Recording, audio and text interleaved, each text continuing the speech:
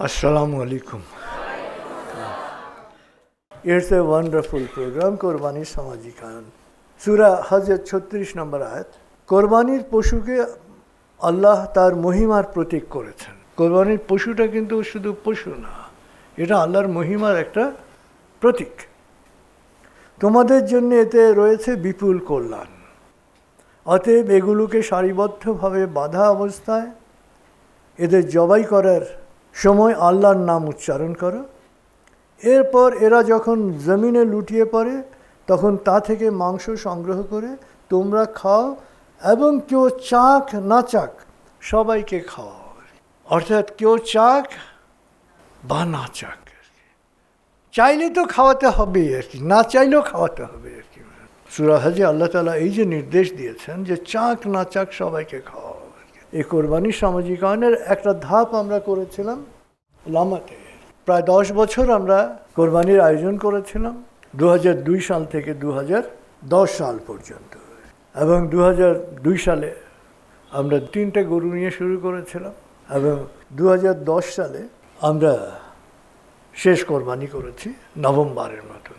এবং 186টি পশু কোরবানি দেওয়া হয়। সকাল 7:30টায় কাজ শুরু হয়, প্রসেসিং শেষ হয় 2:50 এবং বিতরণ শেষ হয় বিকেল 4:10। এবং প্রতি ঘন্টায় আমাদের কর্মীরা 26টা গরু প্রসেসিং করে। 8,549টি পরিবারের মধ্যে 17,276 কেজি মাংস বিতরণ করা হয় এবং বিতরণ শেষ হয় 1 ঘন্টা 20 মিনিট। এরপরে আমরা অবশ্য বন্ধ করে দিই, কারণ তখন ওখানকার আর্থসামাজিক অবস্থা এত উন্নত হয়ে গেছে যে প্রয়োজন ছিল না। বলে তাহলে এখন প্রয়োজনটা এসছে কেন?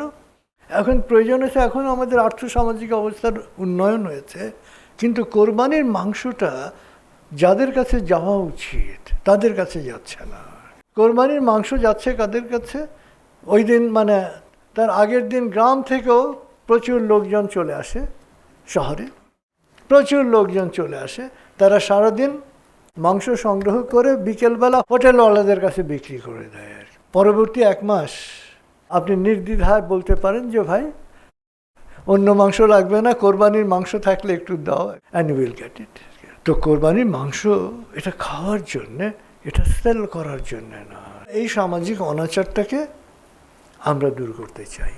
এখন এই জায়গা থেকে আমাদের বেরিয়ে আসতে হবে, কারণ কোরবানির পশু হচ্ছে আল্লাহর মহিমার প্রতীক। এটা নিজে খেতে হবে এবং কেউ চাক না চাক সবাইকে খাওয়াতে হবে। 1। 2 নম্বর হচ্ছে যে আসলে কোরবানি অনেকের পক্ষে ঢাকা শহরে দেওয়া সম্ভব, অনেকের পক্ষে সম্ভব নয়। তো যাদের পক্ষে সম্ভব নয় তার আর্থিক সামর্থ্য আছে, কিন্তু সম্ভব না কেন, কে এটা প্রসেস করবে? সে পারছে না। তো সে তো কোরবানির মাংস থেকে বঞ্চিত থাকছে। সেও যাতে বঞ্চিত না থাকে, কেউ যাতে বঞ্চিত না থাকে, যে যারা কোরবানি দিচ্ছেন না তাদের কাছে কোরবানির মাংস পৌঁছে দেওয়ার। এই কোরবানির মাংস যেহেতু তবারুক হিসাবে গণ্য করা হয়, এই মাংসর স্বাদ যারা কোরবানি দিচ্ছেন না তাদের কাছে পৌঁছে দেওয়াটাই হচ্ছে আমাদের কোরবানির সামাজিকায়নের মূল লক্ষ্য।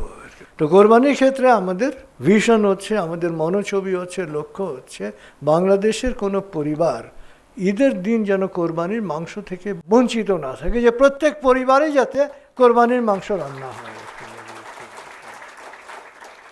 কিন্তু শুরুটা হচ্ছে আমাদের খুব হাম্বল ওয়েতে, ছোট আকারে।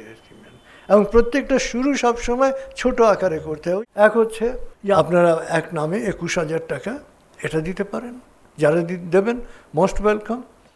এবং 2 হচ্ছে যে না, আমি একটাই কোরবানি দেবো আর কি। ঠিক আছে, আপনার কোরবানির যে মাংস হলো, প্রসেস করার পরে যে মাংস হলো, ওখান থেকে এনি অ্যামাউন্ট, যে কোনো অংশ ফাউন্ডেশনে পাঠিয়ে দেন।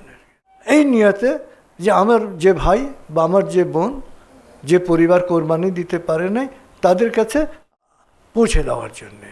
এবং এই পৌঁছে দেওয়ার ব্যাপারে আমরা আল্লাহ শুকরিয়া আদায় করি যে আমাদের কন্ট্রিয়ারদের মতন দক্ষ মানুষ এটা আমাদের দেশে খুঁজে পাওয়া যাবে না, যে কীভাবে পৌঁছে দিতে হয় এবং নীরবে পৌঁছে দিতে হয়, আনন্দিত চিত্তে পৌঁছে দিতে হয়। যেন করোনার সময় কিন্তু আমরা বহু পরিবারকে আমরা খাবারের গিফট পাঠিয়েছি। আমরা যখনই খোঁজ পেয়েছি যে না তার উপার্জন নাই, আমরা নীরবে পাঠিয়ে দিয়েছি। এবং সেটা যেন প্রতিবেশীও বুঝতে না পারে সেইভাবে পাঠিয়েছি। কারণ আমরা প্রচারের জন্য কাজ করি না, আমরা কাজের ভালোবাসায় কাজ করি, আমরা কাজ প্রেমিক, প্রচার প্রেমিক না। তো এনি অ্যামাউন্ট, মানে যে কোনো অংশ, কোনো দ্বিধা করবেন না। অনেক পরিবার আছেন যে মানে তার আত্মীয় স্বজন আছে আর কি, সেখানে দিতে হবে, দেবেন। এবং দোয়া করেন একটা সময় যাতে আমরা সেই ইনফ্রাস্ট্রাকচার ডেভেলপ করতে পারি। সেটা হচ্ছে ভবিষ্যতের জন্য আমাদের মনোছবি হচ্ছে তাই যে আপনি বসে থাকবেন, ঘরে আপনার মাংস চলে যাবে। কারণ এখন অনেকের পক্ষেই আসলে এই কোরবানি প্রসেসিং করাটা খুব ডিফিকাল্ট। তো আসলে কোরবানির সামাজিক এই আগামী কোরবানি পর্যন্ত প্রত্যেকে দোয়া করবেন। দোয়াতে এই কোরবানির সামাজিক আহ্বানে আমরা যাতে সফল হতে পারি, এই জন্য আল্লাহর রহমত কামনা করবেন। ধরেন আমাদের যত দক্ষতা থাকুক, সবসময় মনে রাখবেন কাজের মালিক আপনি, রহমতের মালিক কিন্তু তিনি রহম করলে অল্প কাজে অনেক বরকত হবে। আর তিনি যদি কোনো কারণে মনে করেন যারা মানে বিরূপ হন, তো অনেক কাজ করেও আমরা এগোতে পারবো না।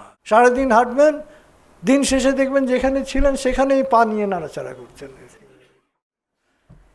যদি আল্লাহর রহমত না থাকে। তো সবসময় দোয়া করবেন যাতে আমরা কোরবানির মাংস তোবারক মনে করে আমরা যত বেশি সংখ্যক মানুষের বাসায় পৌঁছে দিতে পারবো, তত আমরা আনন্দিত হব। এটাই হচ্ছে কালেকটিভ কনসিয়াসনেস, এটাই হচ্ছে সামাজিক আয়ন। তখন এটা ব্যক্তিগত পর্যায়ে থাকছে না, সবটা সংঘবদ্ধভাবে হচ্ছে।